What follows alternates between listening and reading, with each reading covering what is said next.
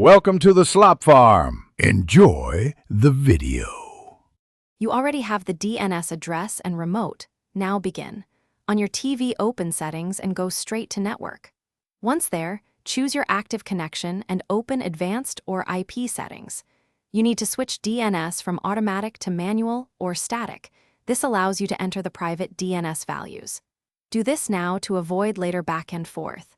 Make sure you note the original settings so you can restore if needed.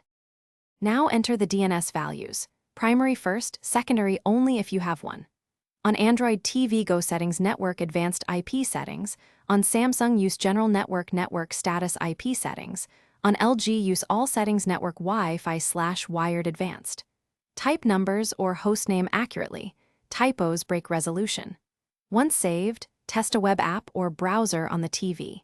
If it fails, toggle back to DHCP briefly. Recheck the DNS string, then try again.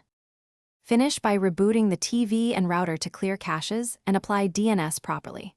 After restart, open Network Info or a browser and load a site. Successful resolution confirms the change.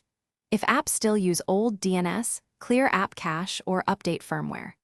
One key troubleshooting tip. If no internet after switching, restore automatic/DHCP to regain connectivity. Then recheck DNS syntax and whether the private DNS provider requires DNS over TLS. Some smart TVs don't support encrypted DNS and need provider-side compatibility. Thanks for watching. Consider subscribing if we helped you today.